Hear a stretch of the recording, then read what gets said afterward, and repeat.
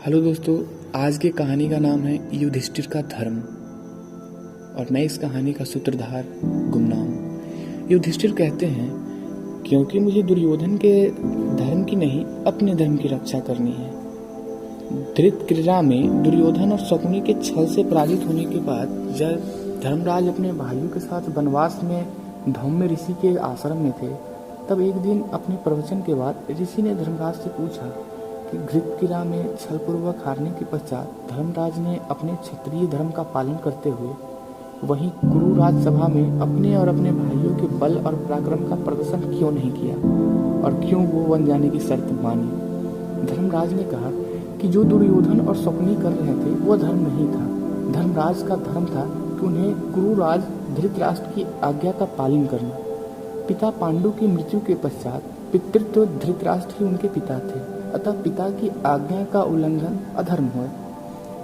हमारे साथ अक्सर ऐसा होता है कि जब दुविधा में होते हैं हमारा धर्म क्या है, हमारा कर्म क्या है और हम जो कर रहे हैं क्या ये करने जा रहे हैं सही है या गलत। यदि हम धर्मराज की दृष्टिकोण से देखें तो यह स्पष्ट होता है उन्होंने जीवन के सकारात्मक आदर्शों को सर्वोपरि माना है। युधिष्ठिर के सभी चारों भाई ज्ञान, बल, पराक्रम, नीति आदि में कौरवों से कहीं श्रेष्ठ थे। वे 5 भाई सभी राजसभा में ही युद्ध कर 100 कौरवों को परास्त कर सकते थे, मगर धर्मराज ने अपने धर्म को सर्वोपरि माना और समस्त अधिकारों को त्यागते हुए विधाता के निर्णय का स्वीकार किया। अक्सर ऐसी परिस्थिति में हम उत्तेजित होकर कोई न कोई विनाशकारी निर्णय ले लेते हैं जो भविष्य में हमारे लिए पश्चात या पराजय का कारण बनता है। ऐसे में हमें क्या करना चाहिए? क्या धर्मराज जैसे पराजय स्वीकार कर ले? मुझे धर्म के साथ अपने स्वाभिमान की भी रक्षा करनी है। ऋषि धौम्य ने फिर पूछा कि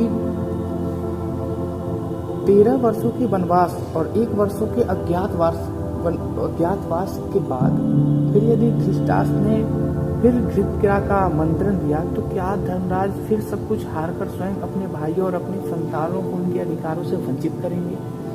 तब धर्मराज ने कहा कि क्षत्रिय धर्म यह भी है कि वह अपने और अपने आश्रितों के अधिकार के लिए शस्त्र उठाए और आवश्यक हुआ तो युद्ध करे। सर्वविदित है कि 14 वर्ष के वनवास के बाद जब धर्मराज अपने भाइयों और उनका वंचित नहीं मिला तो कुरुक्षेत्र में धर्म युद्ध हुआ।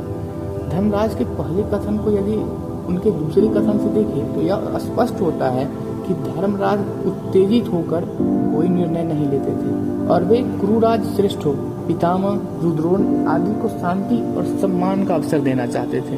युद्ध तो निश्चित था, मगर युद्ध के कारण स्वयं अपने भाइयों को नहीं बनाना चाहते थे। अब हम अपनी वर्तमान में घट रही परिस्थितियों या पूर्व में क्षणिक आवेशों के लिए गए निर्णय की समीक्षा करें तो पाएंगे कि यदि हमने भी धर्मराज जैसा धैर्य दिखाया होता तो हमारा भी निर्णय सही होता।